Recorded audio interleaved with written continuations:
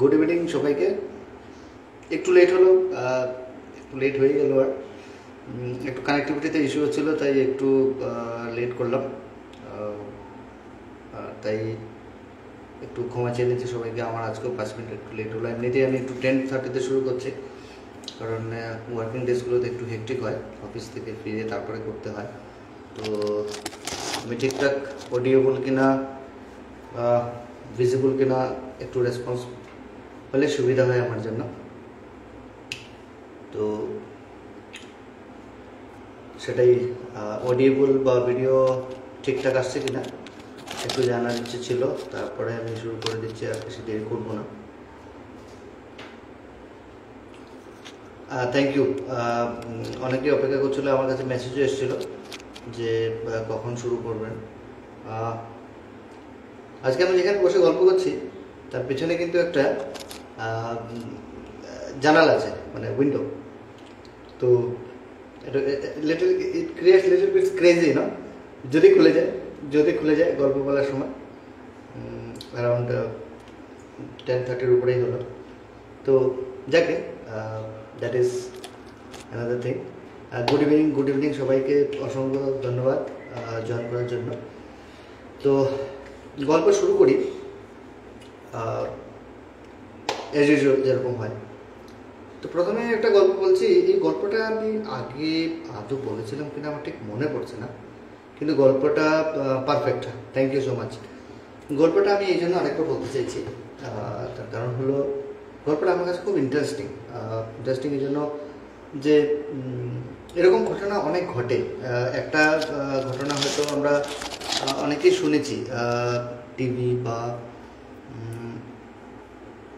TV social মিডিয়ায় বিভিন্ন জায়গায় আমরা শুনেছি।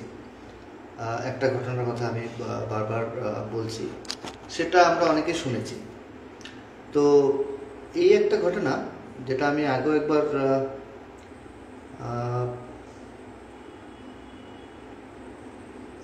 মানে আমি হয়তো আগে বলেছি।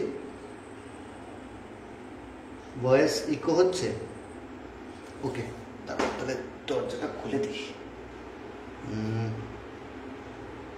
এবার ইকো হচ্ছে কিনা একটু বলবে আমাকে প্লিজ।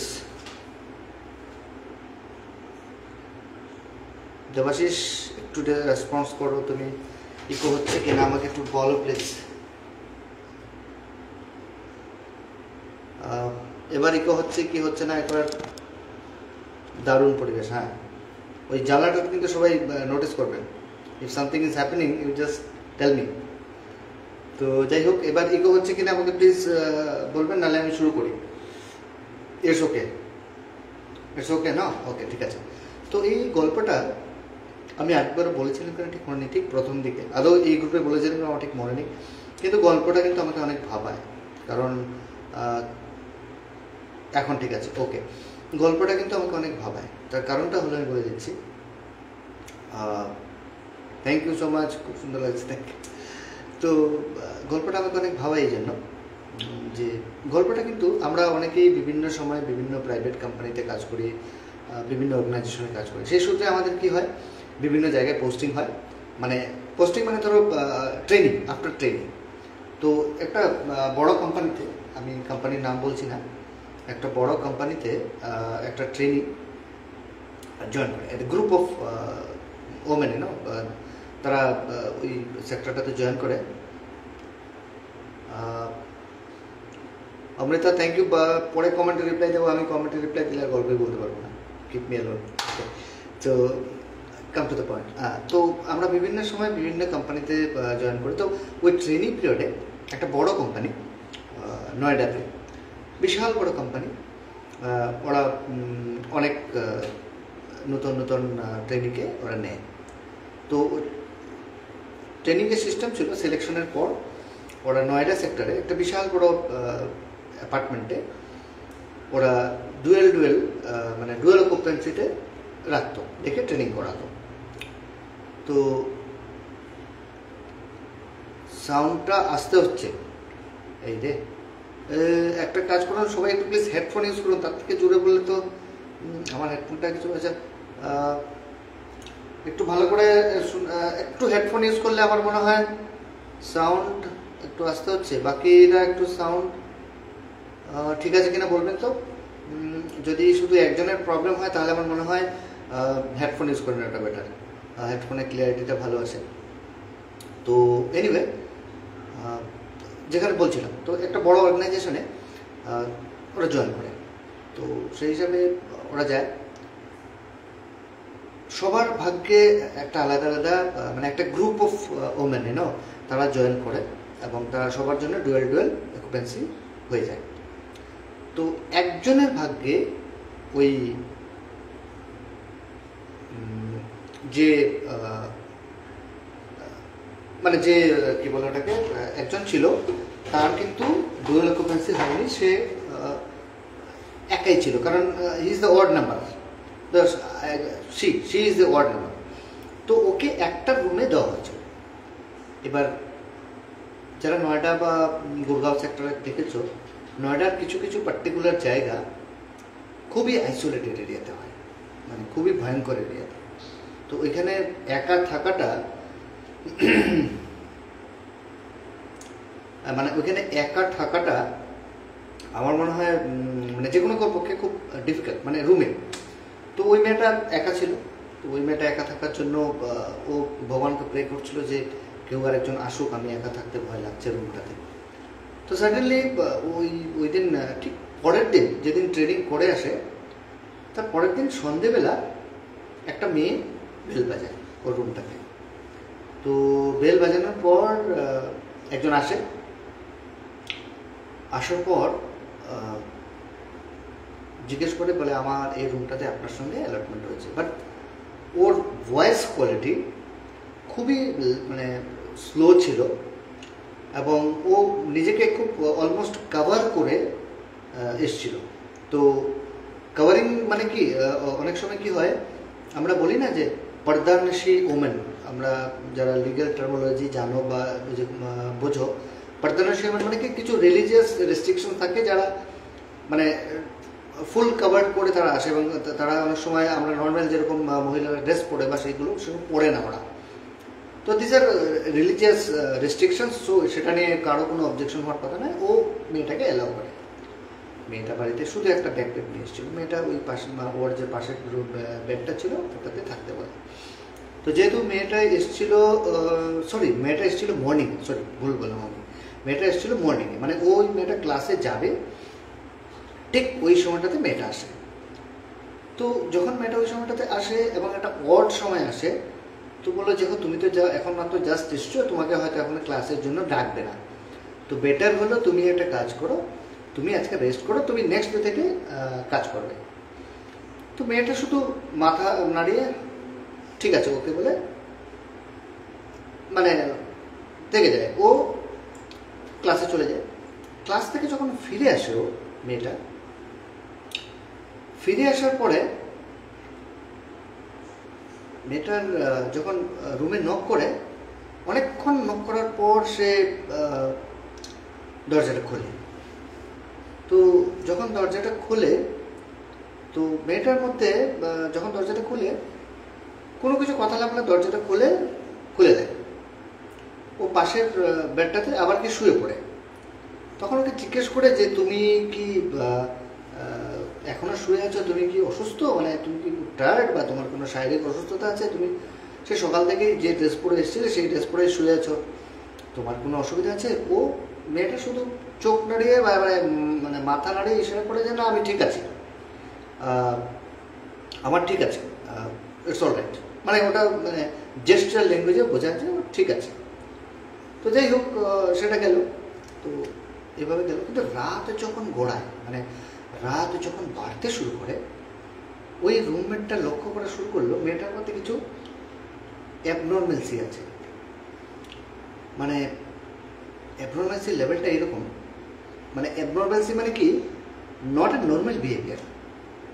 মেয়েটা কিন্তু উঠে ওই শুয়ে আছে, কোনো বাথরুমের দিকেও বাথরুমে যাচ্ছে না, কিছু ডিনারও করছে না, ঠিক একই পজিশনে শুয়ে আছে।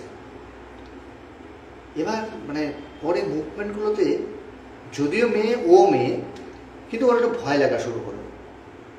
ও সঙ্গে সঙ্গে বাথরুমে গিয়ে রুমমেটকে ফোন করলো যে আমার রুমে একটা রুমমেট এসছে, সে যখন থেকে এসছে তখন থেকে শুয়ে আছে, কোনো রেসপন্স নেই, ভীষণ ভয় লাগছে আমার, কীরকম একটু মনে হচ্ছে, মানে ও বলছে সাইকিক মনে হচ্ছে।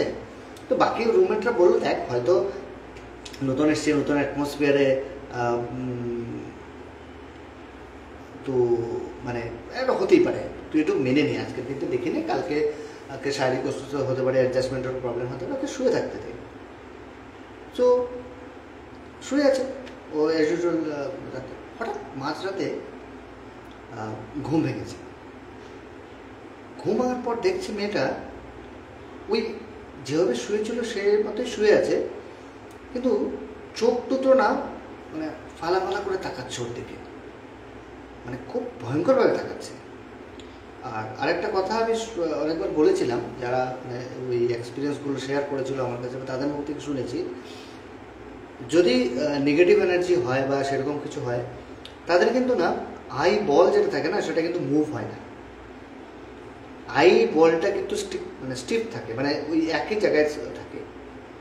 তো ও দেখছিল যে মানে ও কিন্তু তাকিয়ে আছে ঠিকই মেয়েটা, আর মেয়েটা কিন্তু যেহেতু পর্দানিশি বললাম না, ধর্মীয় ঘোরানোর জন্য পুরো শরীরে ঢাকা, শুধু চোখটা খোলা, মানে শুধু চোখটা খোলা। মানে এবার ও যদিও মেয়ে ওকে বলতে পারবে না তুমি ড্রেসটা খোলে তুমি চেঞ্জ করো বা ফ্রেশ হও, বা তুমি এই যে ড্রেসটা পরে এসছো সেটা তুমি পরো না, এরকম কিছু বলতে পারছে না, কারণ কারোর রিলিজিয়াসে আঘাত করাটা ঠিক নয়, ওটা ওর রিলিজিয়াস প্রিভিলেজেস ওর রিলিজিয়াস কালচার সেটা ফলো করছে। আর মেয়েটা যেহেতু কথাবার্তাও বলছে না, ও মাঝরাতে উঠে দেখছি মানে মানে ভয়ঙ্কর একটা পরিবেশ, যেখানে মেয়েটা রাত 2:30টার সময় চোখ তাকিয়ে আছে খুব ভয়ঙ্করভাবে। কিসের দিকে তাকিয়েছে? মনে হচ্ছে ওর দিকে তাকিয়েছে, এদিকে তাকালে মনে হচ্ছে আকাশের দিকে, মানে সিলিংয়ের দিকে তাকিয়েছে, মানে একটা বিভৎস পরিবেশ। তো কোনোরকম ঠাকুরের নাম ওর ফোন করলো রাত, আজকাল সবাই মিড নাইট অবধি চ্যাটিং ফ্যাটিংয়ের জন্য জায়গায় থাকে, তো ওদেরকে হোয়াটসঅ্যাপ করলো, মেসেজ করলো যে এত রাত্রে ফোন করলে তো সন্দেহ করবে মেয়েটা, মেসেজ করলো যে এই ব্যাপার এই হয়েছে, একটা কায়দা করে একটা ছবি তুলেও পাঠিয়েছে। মেয়েটা বললো হ্যাঁ এটা তো ঠিকঠাক মনে হচ্ছে না, একটা কাজ কর, তুই যেমন করে হোক জেগে থাক, ভোরবেলা আমরা আসছি, বা ভোরবেলা দেখ না কী হয়। তো ভোরবেলা মেয়েটা ঘুমায়নি, আর সারাদিনের টায়ার্ড, তো চোখ কখন লেগে গেছে বুঝতে পারছে না। এবার ভোরবেলার দিকে ঘুম ভেঙে উঠে দেখে ভোরবেলা মেয়েটা নেই, যে মেয়েটা পাশের বেডে ছিল মেয়েটা নেই, সাডেনলি নেই মেয়েটা। তো মেয়েটা নেই, ও এবার খুব টেনশনে পড়ে গেলো, ফোন করলো। তো ফোন করার পর ওর বান্ধবীদের সব কিছু ডেভেলপমেন্ট দিয়ে যাচ্ছে, বান্ধবীর রুমমেটসরা হয়তো 3rd ফ্লোরে আছে, 4th ফ্লোরে আছে, মানে পুরো বিল্ডিংটাতে প্রায় 200-250 মতো মানে ট্রেনই আছে। তো আলটিমেটলি ওই যখন মেয়েটাকে ফোন করে, তখন ওই মেয়েটা বলে আমার ওই মেয়েটা গায়েব, দরজার ভিতর থেকে বন্ধ হচ্ছে গায়েব, বলে দেখ বাথরুমে হতে পারে, বলে না বাথরুমের দরজা তো খোলাই দেখি, মানে ছিটকিনি তো মারা নয়। এ ভাবতে ও ভাবছে যে উঠে এবার বাথরুমের দিকে নক করবে, দেখবে দরজার ভেতর থেকে বন্ধ, হঠাৎ থেকে মেয়েটা এসে বসে পড়েছে, মানে ওর বেডটাতে বসে পড়েছে। তো ভাবলো কিছুক্ষণ আগে মেয়েটা দেখলাম কেউ নেই রুমে, তারপরে জিজ্ঞেস করলো তুমি কোথায় গেছিলে, বলে না ওই মেয়েটা তখন হালকাভাবে বললো আমি বাথরুমে গিয়েছিলাম। তো ভাবলো হতেই পারে সকালবেলা সবাই যায় গেছে হয়তো বাথরুমে, কিন্তু মেয়েটার প্রত্যেকটা মানে বিহেভিয়ারের মধ্যে একটা অ্যাবনর্মালিটি আছে। এবার কিন্তু ড্রেসটা পাল্টায়, ওর একটা ব্যাকপ্যাক নিয়েছে, ড্রেসটা পাল্টে ওই আমার প্রধানশী ওদের যেটা ড্রেস থাকে সেগুলো পরে বসে আছে। বলছে আজকে তো তোমাকে ক্লাসে যেতে হবে, তুমি চলো আমার সঙ্গে ক্লাসে যাবে। মেয়েটা বললো তুমি চলে যাও আমি পরে আসছি। তো বলে চলে যাও না, ও ঠিক আছে আমি চলে যাচ্ছি তুমি এসো। তো ইনস্ট্রাক্টরকে বলা হলো যে আমার রুমমেট একজন আজকে নতুন এসছে, আজকে ও আসবে, গতদিন সকালবেলা এসেছিল, টায়ার্ড ছিল বলে আসছে না, আজকে জয়েন করবে। তো ইনস্ট্রাক্টর বললো ঠিক আছে আসুক। দেখা যাক কী হয়। তো সারাদিনও মেয়েটা ক্লাসে আসেনি, তো এবার দেখো মনে তো ভয় ঢুকে গেছে। এবার ওই মেয়েটা কী করলো, বলে না না আমি আর এই রুমে থাকবো না বাবা, কী যে হচ্ছে, মেয়েটা যখন থেকে আসছে কিরকম ভয়ঙ্করভাবে তাকাচ্ছে, কোনো সেরকম কথাবার্তা বলছে না, ব্রেকফাস্টও করছে না, মানে কীরকম একটা যেন মানে আনকমফোর্টেবল মনে হচ্ছে আমাকে। তো কি করা যায় বলতো, তো অনেক কিছু খোঁজাখুঁজি করার পর বলতো চল ঠিক আছে আমি তোকে রুমে নিয়ে দিয়ে আসি বললাম। এবার রুমে গিয়ে দেখছে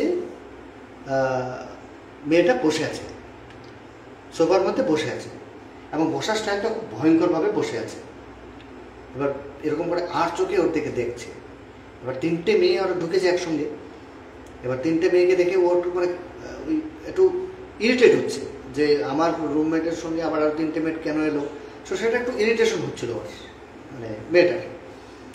তো ও গিয়ে ওকে দেখে বেশ মানে ভয় পাচ্ছে, এবং ওর বডি ল্যাঙ্গুয়েজটা একটু আরেকটু অ্যাবনর্মাল হওয়া শুরু হয়েছে। এবার ওরা যখন 3জন বসে গল্প করছিল, বেসিক্যালি গল্প করছিল না, মেয়েটাকে স্টাডি করার চেষ্টা করছিল বাকি 3জন বান্ধবীরা। ও কোনো অবস্থাতেই মেয়েগুলোর সঙ্গেও মিক্স আপ হচ্ছিল না, ও একটু নিজেকে আইসোলেট করে দূরে রাখছিল। তো এতে কী হচ্ছিল, ওরা বেশ একটু টেনশনে পড়ে যাচ্ছিল যে হচ্ছেটা কি, মানে আদৌ মানে কি হচ্ছে, মানে এটা এরকম কেন হচ্ছে, মেয়েটা কি সাইকিক, মেয়েটা কি কোনো মেন্টালি ডিসেবল বা মেন্টালি কোনো ডিসঅর্ডার আছে, কেন এরকম করছে। এবার ওরা ভাবলো কি আর একটু কাছে গিয়ে বসে ওর সঙ্গে কথা বলার চেষ্টা করি। ওরা ভাবছে যে একটু কাছে যাই, গিয়ে যে মেয়েটা ভয় পেয়ে আছে তো তার তো অবস্থা খারাপ, সে তো দূরে বসে আছে। যারা তো একটা সাহসী যারা থাকে তারা কাছে যাওয়ার চেষ্টা করেছে।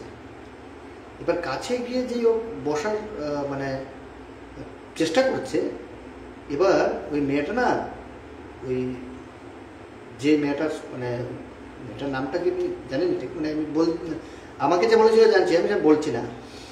তো ওই মেয়েটা ওর পাশে গিয়ে বসেছে, বসার সঙ্গে সঙ্গে ওই মেয়েটা এতটাই খেপে যায়, মানে তুমি আমার কেন আমার পাশে বসলে, বা হাতে ওই মেয়েটার হাতটা চেপে ধরেছে ওই মেয়েটা। আর হাতে চেপে ধরাটা এতটাই শক্ত ছিল, মানে এতটাই জোর ছিল, মেয়েটা হাতটা সরাতেই পারছিল না। মানে ভার্চুয়ালি মেয়েটা, যে মেয়েটা পাশে গিয়ে বসছিল, সে চিৎকার দিয়ে ছুটে বেরিয়ে আসার মতো, ভয় পেয়ে ছুটে বেরিয়ে আসে। ওরা 3জন ভয়ে ছুটে বেরিয়ে আসে, বলছে আমাকে যেভাবে চেপে ধরেছিল এটা কোনো মেয়ে নয়, মনে হচ্ছিল কি এটা লোহার মানে মানে কোনো একটা জিনিস যেমন আমাকে মানে মানে লক হয়ে যায়, যদি যেরকম হয়, ধরুন একটা কোনো হ্যান্ডকাপ টাইপের বা কোনো একটা জিনিস আপনার যদি হাতে লক হয়ে যায় যেরকম হয়, ঠিক সেরকম মনে হচ্ছিল। আমি লকটা কোনো অবস্থায় বেরোতে পারছিলাম না। Somehow I managed and escape.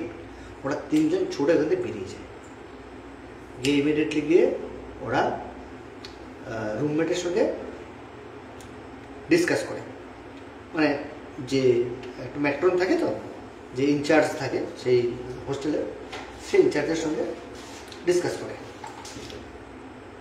তো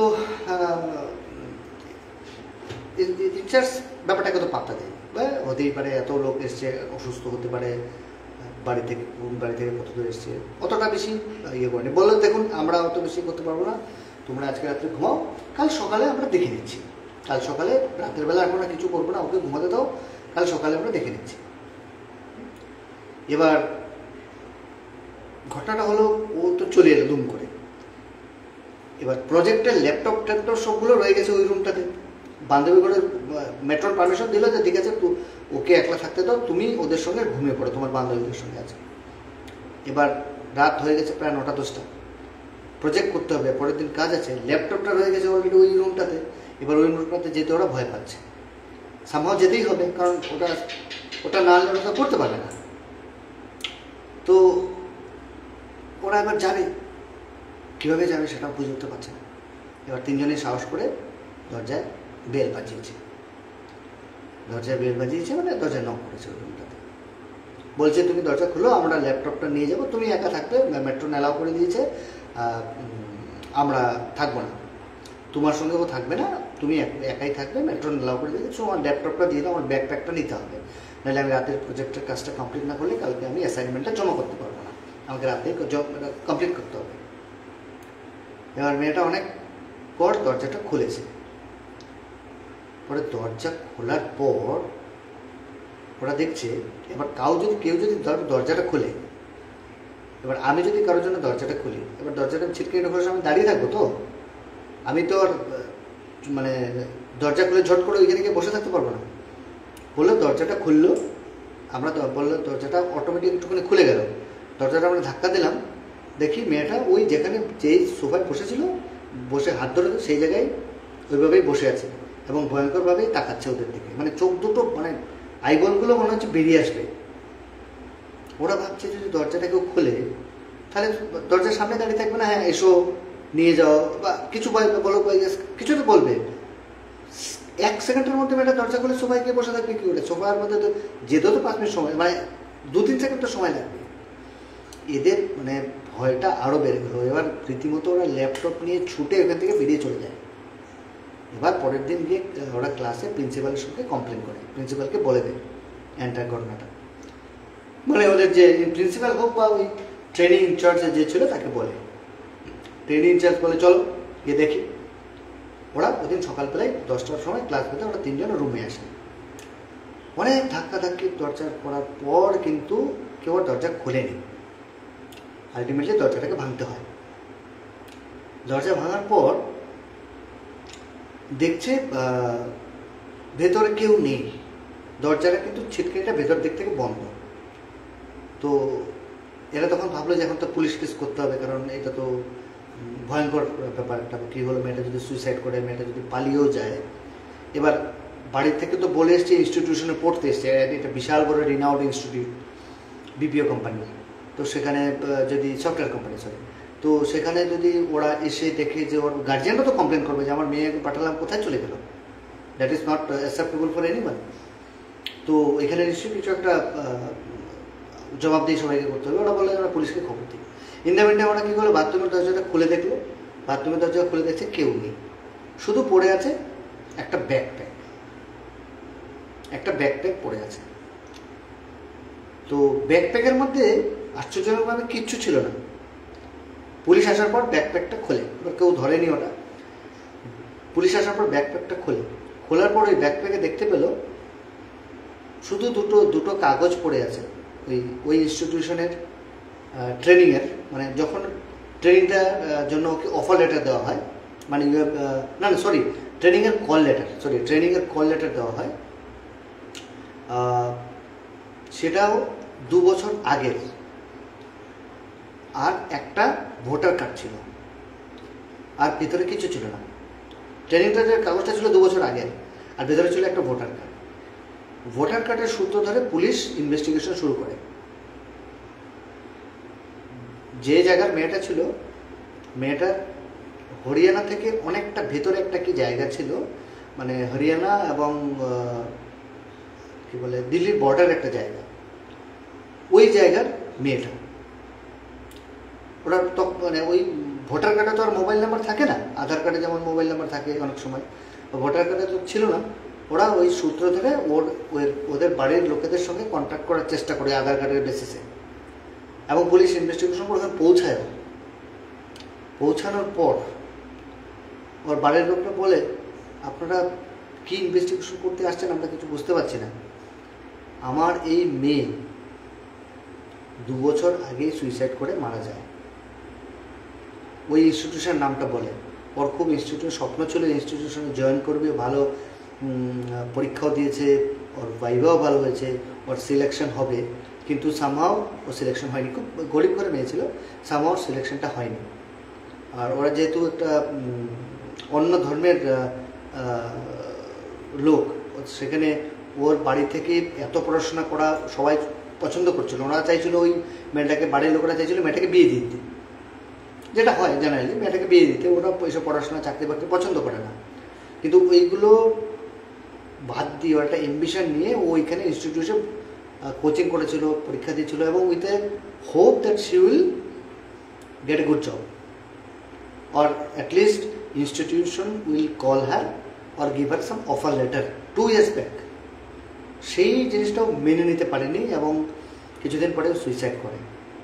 তো আপনারা কি বলছেন? হ্যাঁ, আধার কার্ডটা ভোটার কার্ডটা ওর, এই অফার লেটারটাই ওর, লাস্ট অফার লেটারটা 2 বছর আগে।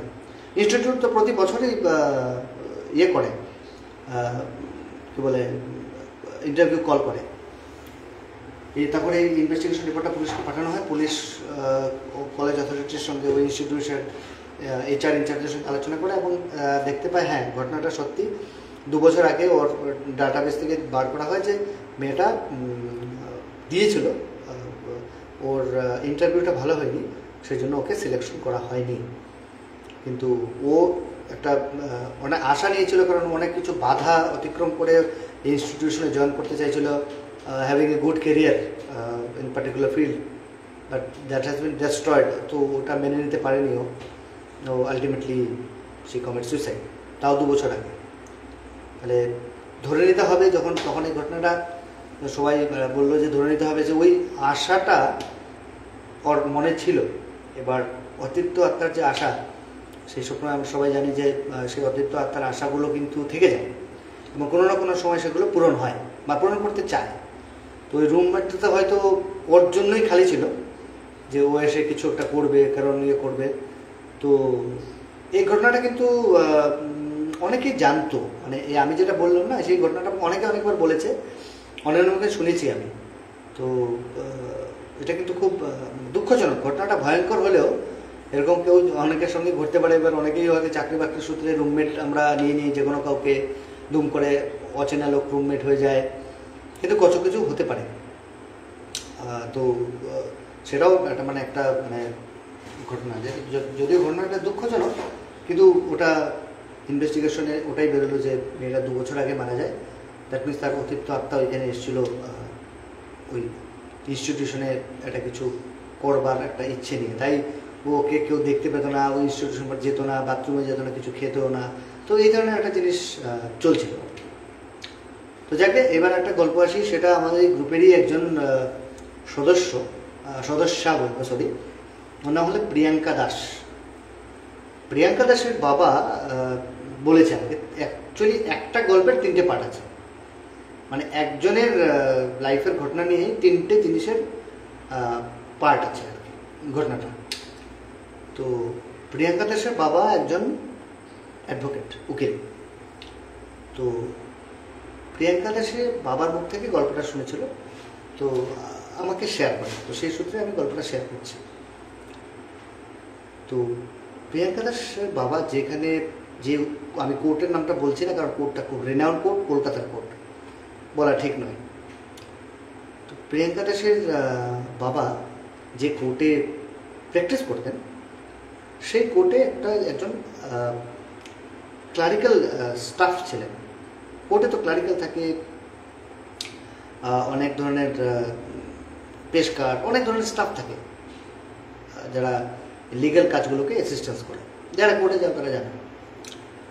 তো ওই প্রিয়াঙ্কা দাসের বাবারও একজন ক্লারিক্যাল স্টাফটা মিলে, দেখুন কোর্টে প্র্যাকটিস করলে কী হয়, যারা অফিসিয়াল স্টাফ থাকে তাদের সঙ্গে একটা ভালো বন্ডিং হয়ে যায়, একটা রিলেশন হয়ে যায়। সে নাও অফিসের স্টাফ অ্যাডভোকেট, কিন্তু কোর্টের স্টাফের সঙ্গে একটা ভালো বন্ডিং হয়। তো সেই সূত্র ধরে ওই লোকটার নাম ছিল জীবন দাস, ওই কোর্টের স্টাফটা। তো ওনার সঙ্গে একটা ভালো বন্ডিং ছিল। আর জীবন দাসের লাইফে অনেক দুঃখ ছিল। জীবন দাস একটা সরকারি চাকরি করতো ঠিকই, ওয়েস্ট বেঙ্গল গভর্নমেন্টের, কিন্তু বাড়িতে ওনার ভীষণ সমস্যা ছিল। ওনার ওয়াইফ মেন্টালি ডিসেবল ছিল, ওনার বড় ছেলেটাও সেই একই মেন্টালি ডিসেবল, মানে পাগল ছিল, সোজা বাংলায় সোজা কথা, পাগল ছিল। এবার পাগলটাও কিন্তু হেরিটেরিয়াল হয়, সে ডিসঅর্ডারটা কিন্তু হেরিটেরিয়াল হয়, 1 জেনারেশন বা এনার জেনারেশন বা 10 জেনারেশন আগে পরের জেনারেশনও হতে পারে। তো বাড়িতে উনি অশান্তির একটা জায়গা ছিল, নিজেই রান্নাবান্না করতেন। ছোটো আরেকটা ছিল, 2টো ছেলে ছিল, ছোটো ছেলেটা নর্মাল ছিল, বউটা পাগল ছিল, বড় ছেলেটা পাগল ছিল। তো বাড়িতে ওনার পরিবেশ কিছু ছিল না। ওনার মেন যে জায়গাটা ছিল, আনন্দের জায়গাটা, সেখানে ছিল কোর্টটা। কোর্টটা খুব আনন্দের জায়গা ছিল। আর উনি বেসিক্যালি গল্প করতে, পার্টি করতে খুব ভালোবাসতেন। মানে মনে দুঃখ থাকলে যা হয়, মানুষের সঙ্গে সবাই মিলে গল্প করা, পার্টি করা, আনন্দ করা, ওনার খুব ভালো লাগতো। তো একদিন কি হয়েছে, কোর্টে অনেক ধরনের ভেকেশন হয়, যেটা স্কুলে যেরকম হয়, সামার ভেকেশন, পূজা ভেকেশন। ঠিক পূজা ভেকেশনের আগে আগে কোর্ট অনেকদিন বন্ধ হয়ে যায়, 15-20 দিন বন্ধ হয়। যারা প্র্যাকটিস করে বা যারা কোর্টের সঙ্গে ইনভলভ তারা জানেন নিশ্চয়ই। তো তার আগে যেদিন বন্ধ হবে তার আগের দিন, ভেকেশনের আগে, ওই জীবন দাস একটা গ্রুপ ছিল যেখানে পার্টি ফার্টি হতো। তো শুক্রবার উনি তৈরি করেছেন যে পার্টি করবেন। তো সেই হিসাবে উনি কি করলেন, পার্টি করবেন শুক্রবারে, আর পরের দিন সকালবেলা উনি তারাপীঠে যাবেন, পার্টি ফার্টি করবেন, রাতে গিয়ে ঘুমেন, সকালে তারাপীঠে। উনি মা তারার খুব ভক্ত ছিলেন এবং তন্ত্র মন্ত্রে খুব বিশ্বাসী ছিলেন। উনি অনেক চেষ্টা করছিলেন ওনার ওয়াইফ, ওনার বড় ছেলেকে সুস্থ করে তোলার, তন্ত্রমন্ত্র দ্বারা। কারণ মেডিকেল সায়েন্সে ফেল হয়ে যাচ্ছে, কোনো ওষুধে কোনো কাজ হচ্ছে না, ওষুধ দিলে ঘুমিয়ে পড়ছে, আবার ঘুম ভেঙে যাচ্ছে, ওই আবার একই অবস্থা হয়ে যাচ্ছে বউ এবং ছেলে। উনি মেন্টালি খুব আপসেট ছিলেন। তো যেহেতু ফ্রাইডে লাস্ট কোর্ট, রাতে ওখানে পার্টি ফার্টি করবেন, অন্য একটা স্টাফের বাড়িতে পার্টি ফার্টি করবেন, আর পরের দিন সকালে ওইখান থেকে ডাইরেক্ট ট্রেনে করে উনি তারাপীঠ চলে যাবেন মা তারার পুজো দিতে। তো এবার কি হয়েছে, ওই দিন আর উনি মানে পার্টি শুরু হয়ে গেছে, ওই প্রিয়াঙ্কার বাবা, আরও 3-4 জন উকিল, আরও বাকি স্টাফরা মিলে পার্টি করছে, কিন্তু উনি আর এসে পৌঁছাননি। অনেকটা রাত হয়ে যায়, উনি আর এসে পৌঁছাননি। তো ওনার ভাগের যে উনি একটা স্পেশাল একটা ওয়াইন ওনার জন্য নিয়ে আসা হয়েছিল, সবাই মিলে একটা হুইস্কি ওনার জন্য নিয়ে আসা হয়েছিল, সেই বোতলটা খোলা হয়নি। ওনার জন্য যে বোতলটা নিয়ে আসা হয়েছিল, দুটো বোতল উনি নিয়ে এসেছিলেন, একটা এখানে খাবেন বলেন, একটা মা তারার এখানে পুজো দেবেন, মানে যেটাকে আমরা সবাই পুজো দিই মা তারার এখানে, তখন একটা কারণ বলে আমরা বলে দিই, তখন তো কেউ হুইস্কি বলে, তখন আমরা বলি কারণ, একটা কারণ আমরা দেবো পুজোর জন্য। তো সেটা ওই কারণটা একটা রয়েছে, আর একটা নিয়ে আসা হয়েছে। তো একটা বোতলটা আমরা রেখে দিয়েছি সবাই বলে, লোকটা যখন আসলো না, তো ওটা থাক, ওটা ওখানে দরকার, রুমের মধ্যে থেকেছে, উনি যখন কাল আসবেন নিয়ে নেবেন, সেটা সবাই ভেবে নিল যে সেইভাবে করাই বেটার। তো ইন দ্য মেন টাইম কী হলো, রাতে সবাই সবার মতো করে চলে যায়। পরের দিন সকালবেলা খবর আসে যে ওই ভদ্রলোক, ওই জীবন দাস, হার্ট অ্যাটাকে মারা যায়, সাডেন হার্ট অ্যাটাকে উনি মারা যান। এই কথা শোনার পর সবারই বেশ খারাপ লাগলো। এবং ওই কোর্টের মধ্যে একটা তো এরকম একটা রুম থাকে যেখানে ওই কেয়ারটেকার ফেকারটা থাকে, ওই রুমটাতে ওই যেহেতু বোতলটা রেখে এসেছিল, সবাই বললো দূর, এটা তো ঠিক হলো না, সবাই আবার ওইখানে যায়, রুমটা দেখতে যায় যে কি অবস্থা। দুঃখজনক ঘটনাটা শোনার পর সবার দেখতে যায় যে কি হলো। ওরা গিয়ে দেখছে আশ্চর্যজনকভাবে বোতলের ছিপিটা পুরো খোলা, এবং একটা মানুষ ড্রিঙ্কস করলে যেরকম হয়, প্যাকগুলো বানানো, প্যাকগুলো খাওয়া, ড্রিঙ্কসটা পুরো কমপ্লিট, লাস্ট পেগে একটুখানি পড়ে আছে ড্রিঙ্কস, আর যেগুলো চাকনা ফাকনা যেগুলো দিয়ে খায় সেগুলো সব খেয়ে সাইডে পড়ে আছে, মানে সাইড ডিশ যেগুলো ছিল সেগুলো খেয়ে সাইডে পড়ে আছে। ওরা কিন্তু স্পষ্ট মনে আছে বোতলটা সিল করে রেখে এসেছিল, বোতলটা সিল করে রেখে এসেছিল এই জন্য, কারণ উনি এটা নিয়ে তারাপীঠ যাওয়ার কথা। তারপরে যেহেতু ওরা দুটো বোতল এনেছিল, একটা বোতল ওরা খুলে ওরা খানিকটা খায়, খানিকটা খাওয়ার পরেও ওরা জানে অতটুকু রয়ে গেছিল, কিন্তু তা সত্ত্বেও এতটা কমে গেল কি করে সেটা বুঝতে পারে। ধরুন 1 প্যাক 2 প্যাক খেয়েছে, বাকিটা হয়তো ধরুন এটা যদি 750 হয়, নয়তো 25% হয়েছে, বাকি তো 70 বা 50% রয়ে গেল। তো এসে দেখছে পুরো বোতলটাই খালি, এবং যা সাইড ডিশ ছিল সব খাওয়া, এবং অনেক চানা বাদাম যেগুলো থাকে না, সেগুলো খোসাও ফেলে দেওয়া সাইডে। এবার এটা একটা প্রশ্ন অনেক হতে পারে যে ইঁদুরেও খেতে পারে, ইঁদুরে হয়তো চানা বাদাম খেতেই পারে, সে ড্রিঙ্কসটা তো খাবে না। আর ইঁদুরে যদি খায়ও, সে খোসা ছাড়িয়ে তো খাবে না, খেলে তো পুরোই খাবে, কিছুটা ছড়িয়ে ছিটে ফেলবে। খাওয়াটা কিন্তু কোনো মানুষের, ইন্ডিকেট করছে কোনো মানুষের বা কোনো শক্তির খাওয়াটা কিন্তু কোনো পশু পাখির ইনভাইট করছে না। যাই হোক, এই ঘটনার পর ওরা সবাই শান্তি করে জীবন দাস মারা যায়। কিন্তু ওরা সবার যারা ওই দিন ড্রিঙ্কস পার্টিতে ছিল ওদের স্পষ্ট মনে আছে ওরা খুলেছিল, খোলার পর কিন্তু খায়নি পুরোটা, একটুখানি খেয়ে বোতলটা রেখে দিয়েছিল। তো তা সত্ত্বেও ওরা পরের দিন সকালবেলা গিয়ে দেখছে যে বোতলটা পুরো খালি, সাইড ডিশগুলো সাইডে পড়ে আছে, মানে কেউ যেন খেয়েছে। এই গেল একটা ঘটনা, জীবন দাস মারা গেল। এই ঘটনাটা প্রিয়াঙ্কার বাবা মানে কাকু খুব ভালো করে বুঝতে পেরেছিলেন যে ওই রাতে কিন্তু জীবনে এসছিল, খুব আনন্দ ফুর্তি করা লোক ছিল, তো জীবনের দুঃখের শেষ ছিল না। ওই একটা ছোট্ট রুম যেখানে ওরা পার্টি করতো সেটাই ছিল ওর স্বর্গরাজ্য। তো সামহাও সে আসতে পারলো না, হি হ্যাজ মিসড। তো তার দুঃখটা রয়ে গেল, সেই দুঃখটা ফুলফিল করার জন্য হয়তো সে রাতে এসেছিল। সেটা প্রিয়াঙ্কার বাবা নেগেটিভ এনার্জিতে বিশ্বাস করতে বলে সেটা মেনে নিয়েছে, বাকি কাউকে বলেনি, মানে কি ঠিক আছে। ঠিক তার কয়েক বছর পর একটা কনস্ট্রাকশন একটা হচ্ছিল একটা বাড়িতে, বিশাল বড়, মানে যেখানে মানে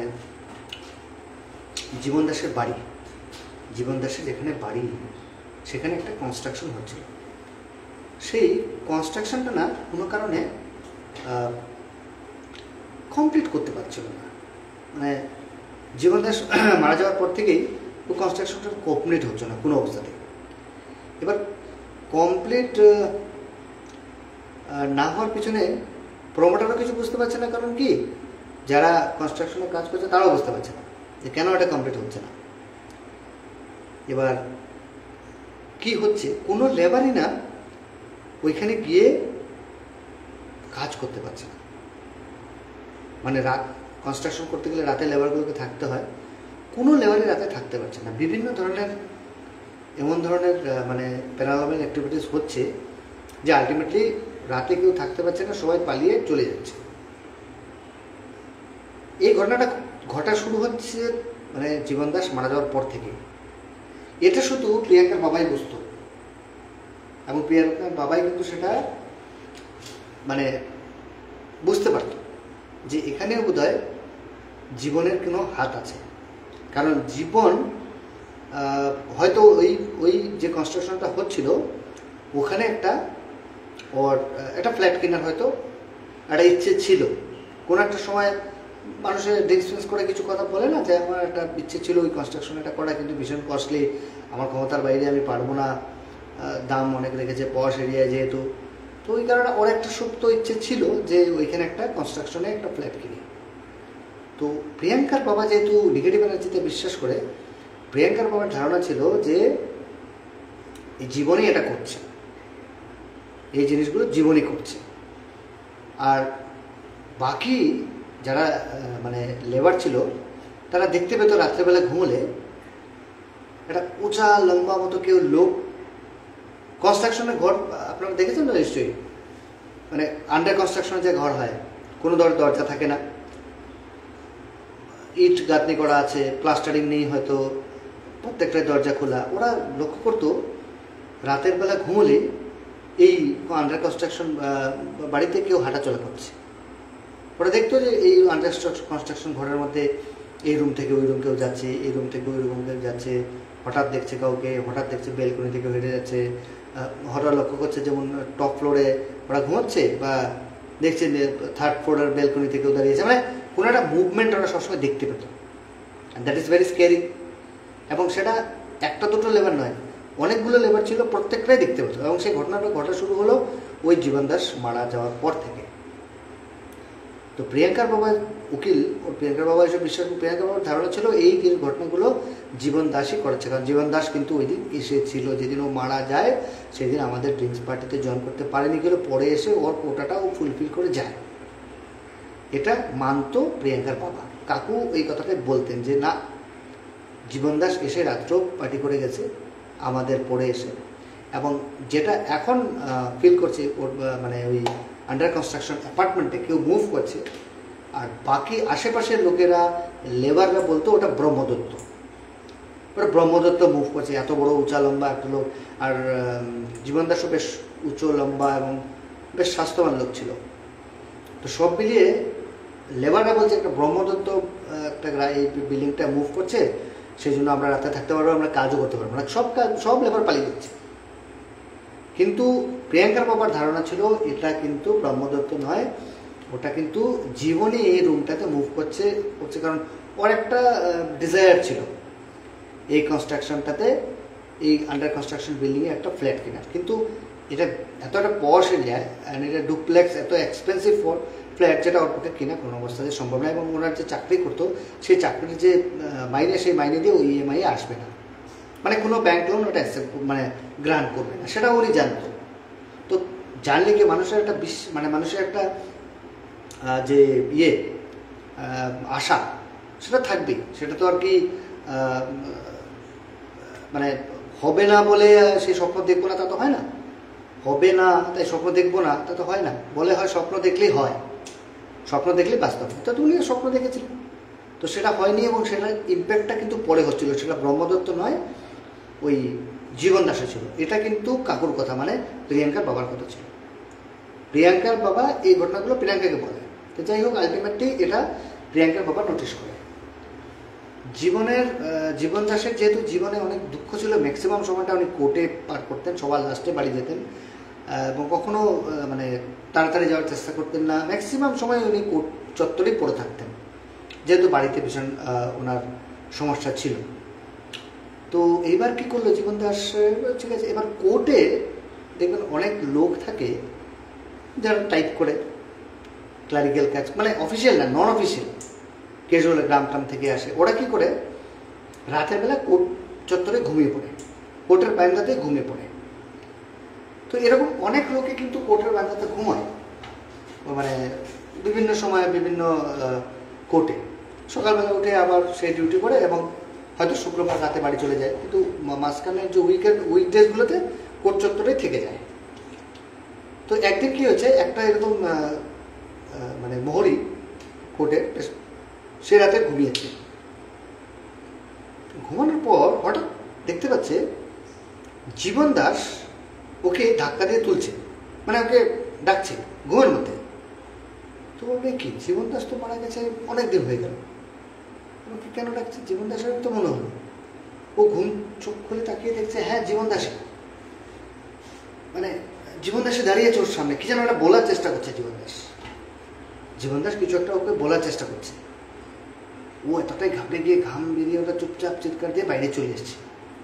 বাইরে চলে এসে কাউকে কিছু বলেনি, কারণ সবাই তো ঘুমাচ্ছে, কি বলবে। ও মনে মনে ব্যাপারটা চেপে গেছে, আর কিছু বলেনি। এবার কয়েকদিন যাক এরকম ঠিকঠাক ছিল, কোনো অসুবিধা হয়নি। তারপরে একদিন হঠাৎ দেখতে পাচ্ছে আবার সেই রাতের ঘুমের মধ্যে ওই জীবন দাস ওকে ডাকছে, এবং কিছু একটা বলার চেষ্টা করছে।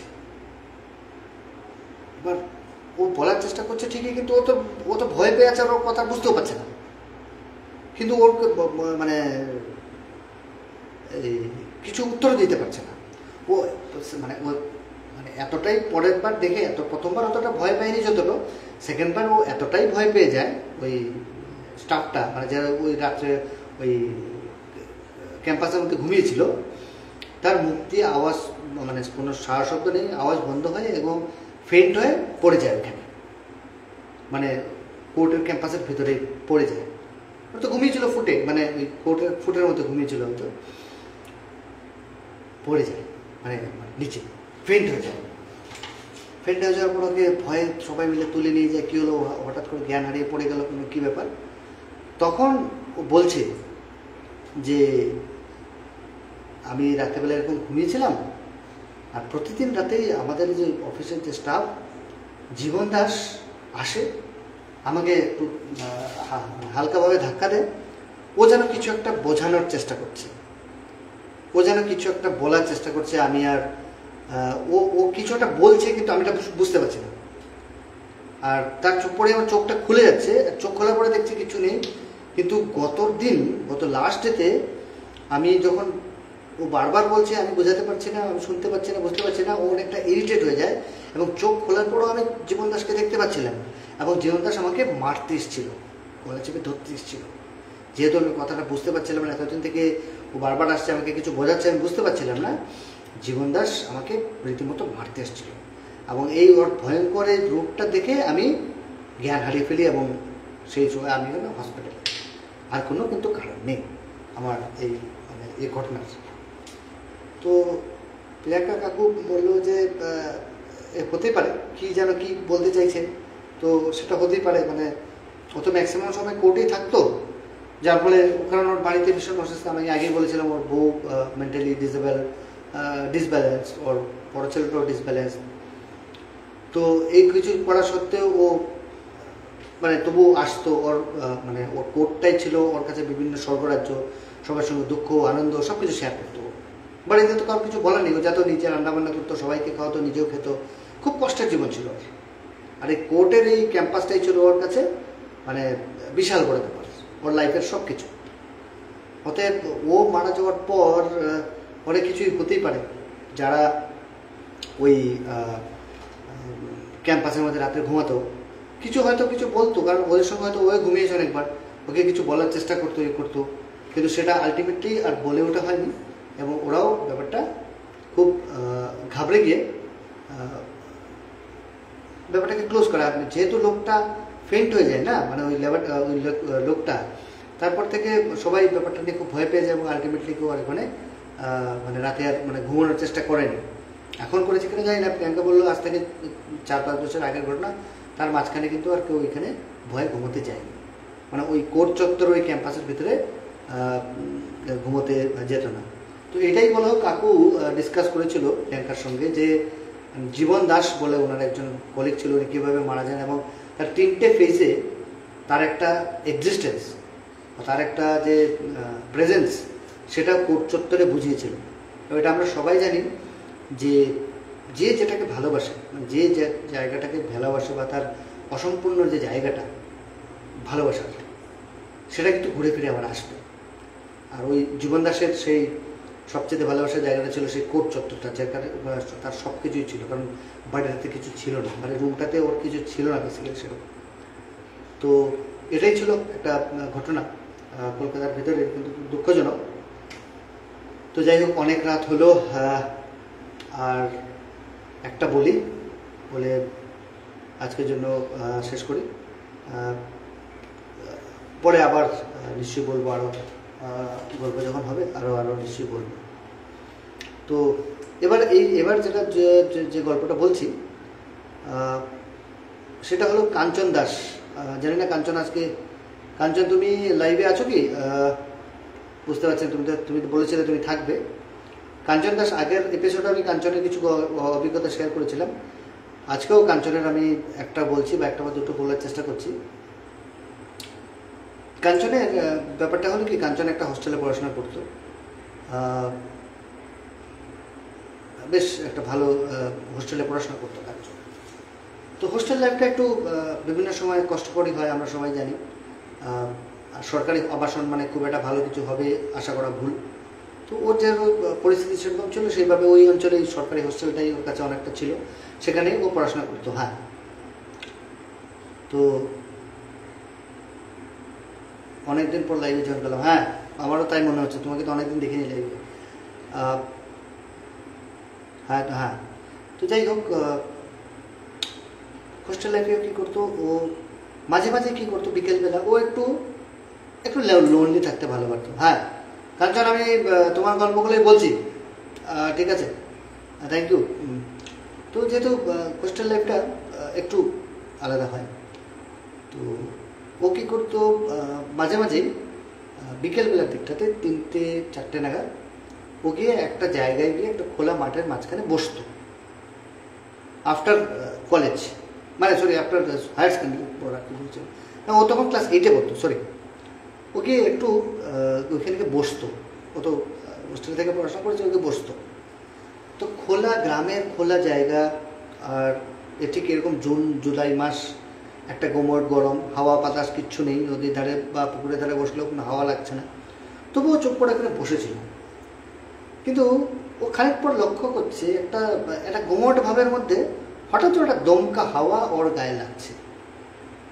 কিন্তু কোনো গাছের পাতা নড়ছে না, কোনো শব্দ নেই, কিচ্ছু নেই, কিন্তু একটা দমকা হাওয়া বারবার ওর একবার রাইট সাইড থেকে লেফট সাইড থেকে রাইটে হাওয়াটা ওর লাগছে গায়ে। তো ও বেশ ব্যাপারটাকে খুব এনজয় করছিল। হঠাৎ কী হলো, পুরো মানে এই যে গাছপালা যে চারিদিকে যা আছে সেই জায়গাটাতে কিছু মানে ফিল হচ্ছে না, অথচ কিন্তু ও স্পষ্ট বুঝতে পারছে যে একটা দমকা হাওয়া ওকে বারবার আসছে, মানে দমকা হাওয়াটা গায়ে লাগছে, মানে হচ্ছে কেউ যেন ছুটে যাচ্ছে, কেউ যেন দৌড়ে যাচ্ছে, এরকম একটা ছুটে গেলে যেন একটা হাওয়া হয়, সেটা একটা দমকা হাওয়ার গায়ে লাগছে। কিন্তু সন্ধেবেলা তখন 4টে 5টা হবে, তো ও একটু অতটা মানে ভয় পায়নি, কিন্তু তোর মনে হচ্ছিলো যে এই দমকা হাওয়াটা কিন্তু নর্মাল দমকা হাওয়া নয়, কিছু একটা আছে তাতে সেই হাওয়াটার মধ্যে। এই ভাবতে ভাবতে হঠাৎ ও ফিল করছে, ও এরকম বসে আছে, তো বসে বসে হয়তো আকাশের দিকে, ঘাসের মধ্যে বসে আকাশে, ও একা, আশেপাশের কেউ নেই ওই সময়টাতে। হঠাৎ লক্ষ্য করছে ও এরকম পেছনে বসে আছে, আর ওর পেছনে কেউ যেন একদম শ্বাস ফেলছে, মানে কেউ যদি মাথার কাছে এসে আমি বসে আছি, আমার পেছনে যদি কেউ শ্বাস ফেলে, শ্বাসটা আমার পড়বে না আমার শরীরে, স্পষ্ট বুঝতে পারছিল ওর এখানে একটা যেন কেউ শ্বাস নিচ্ছে, কেউ যেন একটা শ্বাস নিচ্ছে, ওর সেটা মনে হচ্ছিল যে কেউ যেন একটা শ্বাস নিচ্ছে। এবং ও ব্যাপারটা খুব ভয় পায়নি, ও সাহস করে চেষ্টা করছিল বোঝার যেটা কী হতে পারে। এবার যতটা সময় যাচ্ছে শ্বাস নেওয়াটা কিন্তু কন্টিনিউ হচ্ছে, এবং মাঝে মাঝে সেই দমকা যে হাওয়া শ্বাস নেওয়ার যে শ্বাস প্রশ্বাসের যে শব্দটা ওর পিঠে এসে পড়ছিল, মানে হাওয়াটা যে শ্বাস যে নিচ্ছিল সেটা ওর পিঠে এসে পড়ছিল, পিঠে শব্দ মানে হাওয়াটা এসে পড়ছিল। এতেও খুব ঘাবড়ে যায়, ঘাবড়ে গিয়েও ও কিন্তু মন শক্ত করে আর পুরো ব্যাপারটাকে বোঝার চেষ্টা করার জন্য চলে আসে। তো পরে মানে জানতে পারলো যে ওইখানে যেখানে বসেছিল এই জায়গাটা ঠিক নয়, এবার এখানে কেউ বসে না, সেই জন্য জায়গাটা ফাঁকা ছিল, মানে সেই জন্য জায়গাটা ফাঁকা, কেউ বসে না। কেউ যদি কোনো জায়গা ফাঁকা রেখে কোনো বসে না, তাহলে কিন্তু আমরা ধরে নিই এটার পিছনে কিছু একটা নিশ্চয়ই গড়বড় তো আছে, এটা আমরা ধরে নিই। তো ও ভাবছিল হ্যাঁ নিশ্চয়ই জায়গাটা কোনো লোকরা বলছিল পরে যে জায়গাটা দূষিত জায়গা, জায়গাটাতে অনেক সময় অনেক কষ্ট হয়েছে, অনেক লোকের ওইখানে এসে অনেক সময় মানে এই জায়গাটা পারাপার করতে গিয়ে বিভিন্ন সময় একটু মারাও যায়। এবং যে জমিদার ছিল তার ছেলে ওইটাতে নেই, মানে আলটিমেটলি ওই ক্যাটকারে আর কোনো ওয়াইফ হয়তো আছে, মানে ওইটা দেখাশোনা করে ওই জায়গাটা। তো সেই জন্য ওর ওইখানে একটা থেকে যায় না, একটা কিছু মানে দূষিত বাতাস। আর এই যে জায়গাটার ও বসেছিল এর আশেপাশে কিন্তু শ্মশানও ছিল, মানে গ্রামের শ্মশান তো আর আইডেন্টিফাই করা থাকে না, আমাদের শহরের শ্মশানে যেমন চুল্লি থাকে, ইলেকট্রিক্যাল পোল থাকে, বা ইলেকট্রিক্যাল যদি নাও থাকে একটা পার্টিকুলার চুল্লি থাকে, সেখানে লাকড়ি বা আপনার কাঠ জ্বালিয়ে আরও কাষ্ট করা হয়, এটা আইডেন্টিফাইড থাকে। কিন্তু গ্রামে কিন্তু সেরকম থাকে না, যেখানে খোলা জায়গা পাওয়া যায় সেখানে সব জ্বালিয়ে কাষ্ট করে। ঠিক ও যে জায়গাটা বসেছিল সেই জায়গাটার আশেপাশেও শ্মশান ছিল, মানে আনডিক্লেয়ার শ্মশান, মানে কখনো কেউ মারা গেলে হয়তো এখানেই কাষ্ট করা হচ্ছে, কারণ পার্মানেন্ট কিন্তু ওটা শ্মশান বেদি বা শ্মশানের যে স্থান সেটা নয়। কিন্তু কাঞ্চনের ব্যাপারটাকে খুব মানে ভয় পেলে ও খুব সাহসী ছেলে আমাকে বলেছে যে আমি ওই ঘাড়ের উপর শ্বাস ফেলাটা বা পেছনে কেউ দাঁড়িয়ে থাকাটা স্পষ্ট ফিল করেছি। আর ঘটনাটা কিন্তু দিনের বেলা, মানে রাত নয়। এবার সিচুয়েশনটা চিন্তা করুন, এবার দিনের বেলায় যদি এরকম গাছ অঞ্চলে পরিবেশ হয়, রাতে কি হতে পারে? ও আলটিমেটলি ওর রাতে থাকেনি, অন্য জায়গায় শিফট হয়ে গেছে, ওর আলটিমেটলি ওই জায়গাটায় থাকেনি। তো এটাই একটা ঘটনা ছিল। কাঞ্চন খুব সাহসী ছেলে, তো সেই জন্য ও হয়তো এটা করতে পেরেছে, অনেকে হয়তো এটা নাও করতে পারতো, সেটাই একটা মানে বড় ছিল আর কি। তো এটাই হলো একটা কাঞ্চনের লাইফের একটা এক্সপিরিয়েন্স। কাঞ্চন আরও বলেছিল যে ছোটোবেলার একটা দুটো ঘটনা আছে যেটা বলতে মানে বলা যেতে পারে, কাঞ্চন আমাকে বলেছিল। তো আজকে আর বলছি না, আবার নেক্সট যখন আসবো কাঞ্চনের আরও কিছু গল্প আছে সেগুলোও শেয়ার করবো। এবং আমার কাছে আরও যা কালেকশন আছে সেই হিসাবে আরও গল্প বলবো। আজকে এখানেই শেষ করছি। অনেক রাত হলো। আমি অ্যাকচুয়ালি 10:30-তে শুরু করে দিই এই জন্য, কারণ আমারও একটু ফিরতে দেরি হয়। অফিস থাকলে ওয়ার্কিং ডেজগুলোতে 9:30-তে নাও পৌঁছতে পারি। আদার দেন আমি 9:30 টাইমটাই প্রেফার করতে পারি, কারণ আমার জন্য 10:30-তে বেটার 9:30 থেকে। কিন্তু জানি না লাইভে কতজন কমফোর্টেবল একটু রাতে হলে। আর গল্পগুলো একটু বেশি রাতে হলেই বেশি ভালো লাগে শুনতে। আমারও অনেকে, আমিও ইউটিউবে বা অন্যদের যারা লাইভগুলো শুনি, এগুলো ডেফার্ট করে শুনি, একটু বেশি রাতে শুনি, তাহলে কি একটু ভালো লাগে, একটু পরিবেশটা একটু মানে কী বলে এটাকে, একটু হরর হয়, একটু ভয়ঙ্কর হয়, তখন শুনতে ভালো লাগে বেশি। তো সেই জন্য একটু লেট করে করলাম। নেক্সট টাইম কখন করব, আসবো খুব শীঘ্রই আসবো। আমি বলে দেবো টাইম ও ডে। আজকে সবাইকে ধন্যবাদ। অনেকটা রাত হলো সবাই শোনার জন্য ধৈর্য ধরে। আবার বলবো, আবার গল্পের ঝুলি নিয়ে আসবো। সবাই ভালো থাকবেন আর গুড নাইট, শুভরাত্রি।